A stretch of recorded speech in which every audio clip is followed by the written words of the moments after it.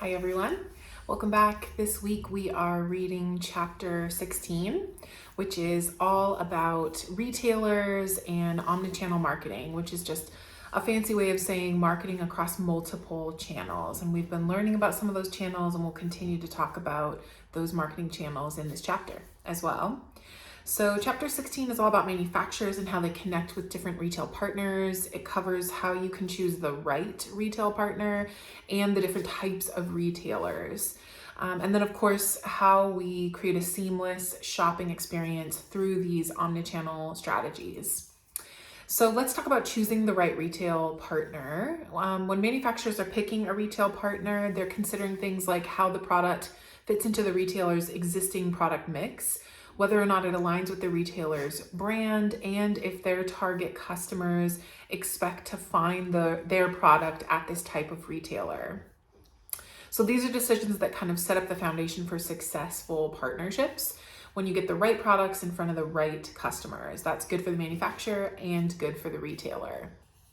So we'll also learn about different types of retailers in this chapter as well. You'll think about the different places that you shop, like a grocery store, a department store, sometimes specialty stores, and then especially nowadays, online shopping. And we will think about how do we understand these categories and help us decide the best way to distribute our products as perhaps a manufacturer. And that'll come in handy as you take your quiz, so think about that. We will also learn about the 7 P's of marketing. So in the textbook, the retail strategies they talk about focus on the 4 P's of products, which we've learned before, the 4 P's of marketing: product, place, price, and promotion. The video that I'm going to show you at the end also talks about 7 P's, and they add on packaging, positioning, and people, which is a little bit different from what you will read in the chapter. But no matter what the P's are, I think you'll pick up on the main priorities, which are how do you market effectively to customers through the retail chains. So I think you'll enjoy the video regardless, even though it doesn't quite exactly align with what's in the textbook in terms of what the 7 P's are. Omnichannel strategies, it'll talk a lot about that. It's when retailers use multiple avenues to market and sell their products, like the actual physical retail store, a website. We can now market and sell on social media. And so it's just different ways that you can connect with your customer base. And it talks about the importance of creating a consistent experience across all of those platforms. And there will be a part about that in the quiz, so make sure you read about that. It also talks about distribution intensity. There are 3 levels of distribution intensity that are mentioned in the chapter: intensive, exclusive, and selective distribution. The video covers this too, so you'll see a little bit of that, and then that's also in your quiz this week. You'll also see examples of general merchandise stores, specialty stores, and others in the video. You'll read about it in the chapter 2. That's also in your quiz, so pay attention to that.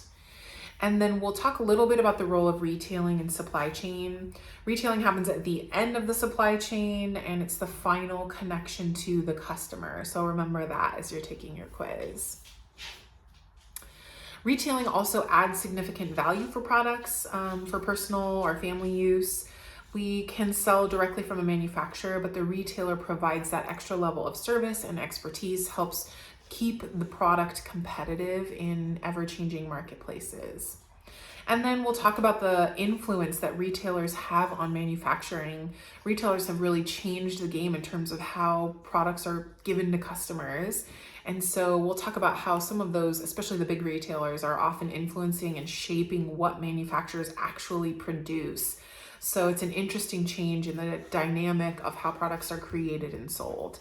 And that is featured in the video and also is featured in your quiz as well. So now that we've covered kind of the basics from the chapter, let's watch a video that brings to life some of these ideas through real world examples like David Yurman, a very high-end fashion brand, Coca-Cola, and Amazon. I think those are really good examples of retailers and distributors that you can think about in terms of the manufacturer and retailer relationship. As you watch, pay attention to how the brands use these marketing principles, especially think about pricing, placement, and omnichannel approaches that they are talking about. And that'll really help reinforce what is covered in the chapter, and it'll help get you ready for the quiz this week. Okay, thank you. Nice to see you and good luck. Let's take a look at the video.